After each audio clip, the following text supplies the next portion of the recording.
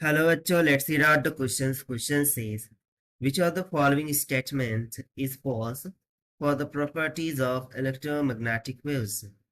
So यहाँ पर हमें कुछ स्टेटमेंट दे रखी है। हम बताना है कि इलेक्ट्रोमैग्नेटिक वेव के रिलेटेड कौन सी स्टेटमेंट है जो इनकरेक्ट है। ठीक है, हमें फॉल्स स्टेटमेंट चूज करनी है। सो ए में बोला जाए this waves do not require any material medium for propagation. In waves के लिए मटेरियल या फिर मीडियम की रिक्वायरमेंट नहीं होती।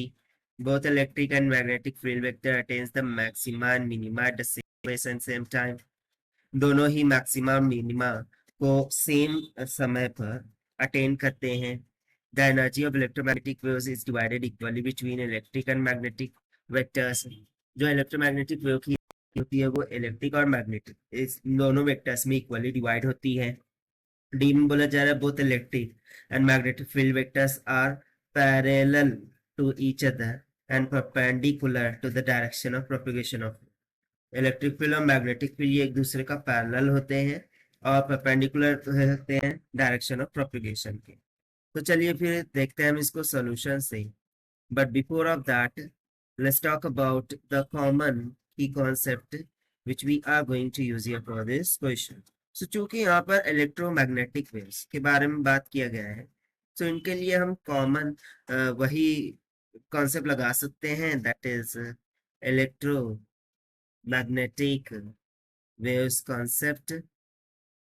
सो बेसिकली इलेक्ट्रोमैग्नेटिक वेव्स में का फॉर्म होती है इलेक्ट्रिक फील्ड और मैग्नेटिक फील्ड, इसीलिए हम उन्हें एम वेव्स बोलते हैं। यानी कि electromagnetic waves are the waves in which the electric field and magnetic field both are perpendicular to each other and also perpendicular to the direction of propagation. So यदि मैं इसकी डेफिनेशन के according देखूं, so EM waves are formed as a result of vibration between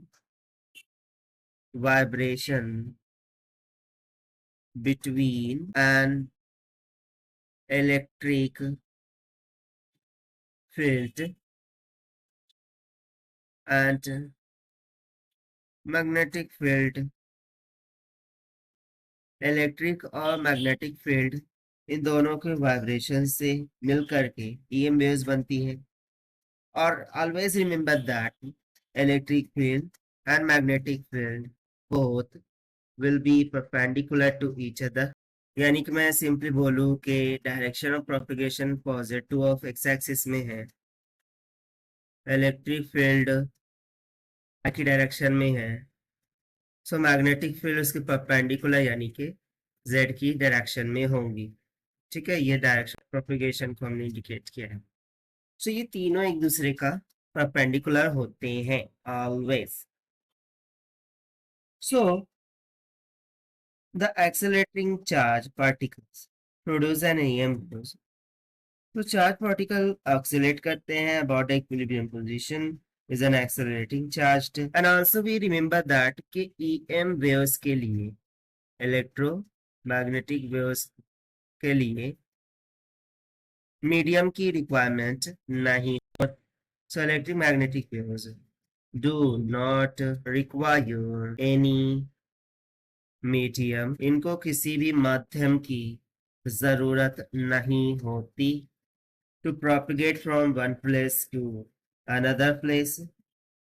In fact, electromagnetic waves vacuum से भी move कर सकती हैं।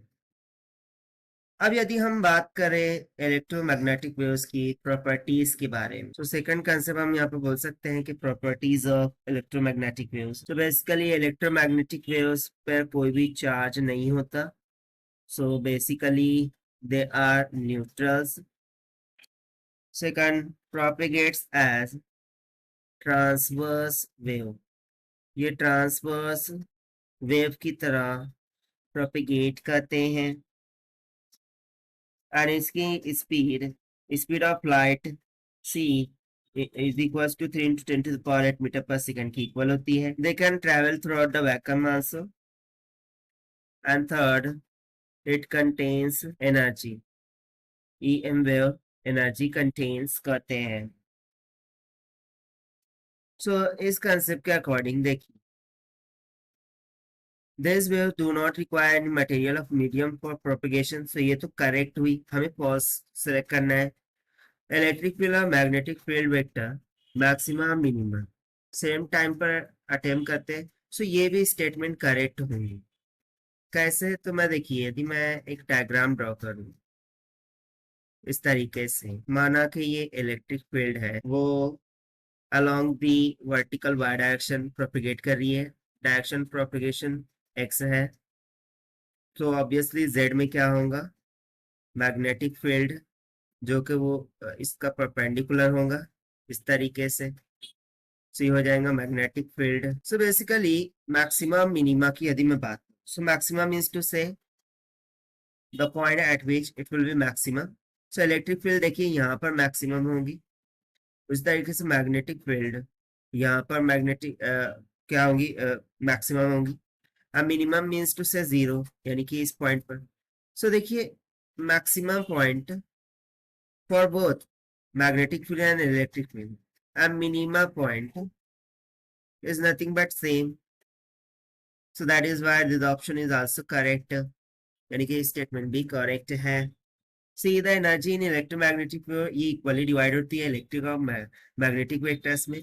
सो यस, ये भी करेक्ट है, because the electromagnetic waves are perpendicular to each other and they contains the energy in the form of electric and magnetic fields energy.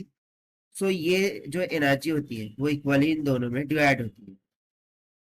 सो इस condition से सी भी करेक्ट होगी, लेकिन हमें इनकरेक्ट चूज करना था। सो देखिए, स्टेटमेंट डी में बोला जा रहा है कि इलेक्ट्रिक फील्ड और magnetic field vectors are parallel to each other perpendicular to direction of propagation. So perpendicular to propagation correct है, लेकिन ये जो टर्म हमें दे रखा है parallel to each other, this is completely incorrect.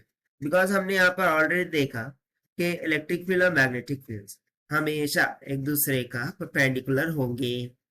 सो उस वजह से स्टेटमेंट डी यहाँ पर फॉल्स हो जाएंगी, और हमें according to question false statement ही चूज करना था। That is why option D is going to be the required answer to our question. So this is the required solution. I hope you understand well. Best of luck. Thank you.